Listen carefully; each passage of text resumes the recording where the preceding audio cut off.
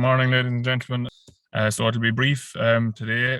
What I want to talk about is actually just following up on milk recordings now, because we would have spoken about it back in March that we would have been emphasising that people would take the opportunity to do an early milk recording and follow through on that in terms of trying to stay on cell count, on top of cell count at that stage of the year. And the same is true now. We've moved beyond silage pretty much. Most of the heat has gone out of breeding. So while there's still focus on cows repeating, etc., and making sure that we get as many cows and calf and so forth, our attention may be turning back now to getting the milk recording done if it's not already done, or we might be even heading into the third milk recording in some cases. So I suppose just given the cost or the price of milk for 2022, it's obviously very good value to produce lots of milk, or good sense to produce as much milk as possible. But cell count is always going to be an issue potentially for people in terms of late lactation milk production, that it just becomes a monkey that they can't shake off their back, and eventually cows have to be dried off because of it. So what I'm going to suggest to you today is following through on your current milk recordings and acting on that information now in order to try and alleviate the natural increase in cell count that comes at this time of the year. And Dan will always say that cell count will increase from the 1st of June on, as all calves are kind of weaned off and so forth, and all the milk starts going into the tank again. So cows that maybe have been having issues that have been diverted to calves are now being put into the tank, and bulk milk cell counts go up. And we would have noticed as well in the last number of years that cell count is kind of creeping back up again, despite an awful lot of good work done down through the last number of years in trying to get it good again. And we have a very good cell count in general, but it's just that there's a little bit of creep there. Herds are getting more mature, so the influence of the heifers that we would have had in the past is reduced. And now we're beginning to get, and look, that's an objective, obviously, to get our herd profile, age profile to increase, but the downside of that is the risk of increased lameness and mastitis that can be associated with that. So we need to be proactive on this. So as I said, if you haven't the milk recording done, but I assume most people have the second milk recording nearly done at this stage or are on the point of doing it, you need to get out those reports. And it's the same as the breeding side of things. You just need to actually sit down and have a look at these reports. Or you can you're also facilitated by the text message that you get, which will tell you the top 5 cows that are giving problems in the herd. However, that's probably can often be just the starting point. So it's only the top 5, and there could be another 5 cows that are only just don't feature on the text message because they're one unit of a cell count lower than the other top 5 will say. So there could be serious issues as well. So the primary objective would be to take a look at the problem cow report and identify the cows that from your previous most recent milk recording have been identified as having cell count problems. And then the advice would be that you would follow through on checking those cows with a CMT test, identify the quarter, and then try, if that cow hasn't had a problem in terms of mastitis, or you haven't noticed mastitis or treated mastitis in that cow, then it would be worthwhile to sample the quarter in particular that's giving trouble. And often it is only literally a quarter that is causing the issue. Now, if it's more than one quarter, obviously, then there's questions to be asked about that cow's long-term prospects on your farm. But if it is only one quarter, you will have the option of potentially treating it. So, as I said, do your somatics or your CMT test, identify the problem quarter, taking an aseptic sample from that. So the important thing is, and I can't demonstrate it now because I'm holding the computer here on my lap in the car, you need to hold the bottle at an angle and draw your milk sample across into the bottle. Do not put the bottle underneath the teat and draw the milk down into the teat, because you're going to, even with the best of cleaning of the quarter in advance of taking the sample, you're going to knock debris from the other, that might be little bits of dust and so forth, into the sample bottle, which will cause problems in terms of establishing what bacteria is there. So hold the bottle at an angle, pull the teat, we'll say, off to a 45-degree angle from the other, we'll say, and draw the milk into the bottle at an angle rather than drawing the milk down into the bottle. And that will give you a sample that you can get. Put them on ice maybe, or into the fridge, and try and get them into the vets as quick as possible then to get them away. Best job to do is, there's no point in doing that tomorrow now, because the samples are going to be sitting in storage somewhere for the weekend. Ideally take them maybe Monday or Tuesday morning, get them into the vet straight away and get them away. They'll be cultured up and you should have results the following week. In the meantime, I would suggest that if you have cows that you've identified that have cell count problems, that you will try to disinfect those clusters. And there's a number of ways that people are doing that. I've seen people with coffee cups that are putting peracetic acid into the coffee cup and dipping the individual quarter. We'll say so the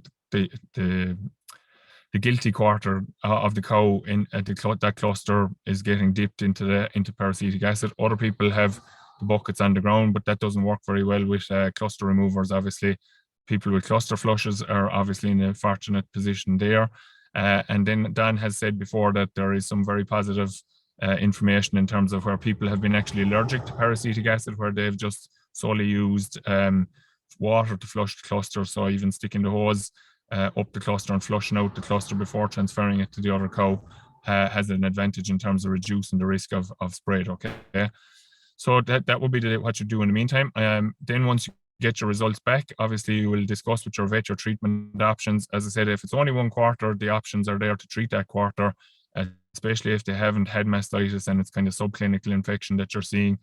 Depending on the type of bacteria that you're dealing with, it may or may not be feasible to treat that. So that's something you're going to have to discuss with your vet, and it literally is on a case-by-case basis because it can vary from cow to cow within the herd and from farm to farm, obviously, as well.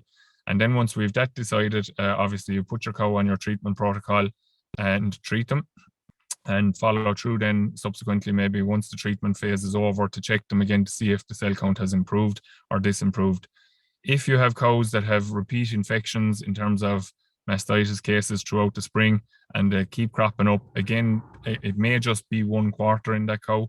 And I suppose given the value of milk, as I said a couple of minutes ago, for 2022 in particular, it is feasible to say that you could just dry off that quarter as opposed to drying off the cow. Now that has its challenges, I suppose, in terms of trying to make sure that it's done without causing a cow to get sick. So it's important that you'd identify that cow by marking the leg or marking the quarter in some way, and obviously a way that makes sense to you and to anyone that might be milking for you.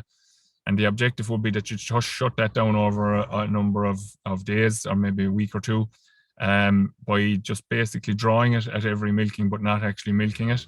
Now, Dan would suggest that it's wise to milk that out completely then, so that you'd actually dump that quarter or potentially use a quarter milker maybe on that quarter and dump the milk from that quarter that it wouldn't go to the tank at all every third or fourth day for a period of time. And naturally, that will shut down over time.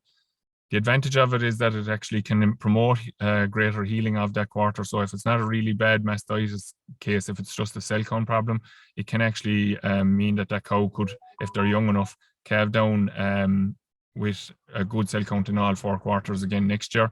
So time, as they say, is a great healer, and that is very true in some of the cases with mastitis. Now, chronic cows that have repeat issues were problematic last year and are problematic again this year. Look, it's really a case of maybe managing them to the end of lactation if they're not particularly bad, if you can manage that quarter situation. However, you just would want to ask yourself the question about the future role of that cow in your herd because of the risk of spread. So I suppose it's, as I said, it's a brief enough one today in terms of what we're asking people to do. The important point to reiterate is that as the lactation goes on, volume of milk is beginning to drop off. And as a result, we do see a rise in cell count, and that, as I said, can create problems for people trying to milk on into the latter part of the season for some cows. And those cows then, if they have to be dried off, they also become problems in their own right in that they're dry for a long period of time and can potentially get quite fat in the run into calving then subsequently as well. So rather than suggesting to people to dry the cow, which would be the case for if there's more than one quarter at odds in terms of cell count, if there's only one quarter, consider drying off a quarter in a cow at this stage. They're gone past peak. It's actually doable. However, it does have to be managed, as I said, in order to avoid, you don't want cows developing mastitis in that quarter. So draw the quarter each day just to kind of make sure that it's clean.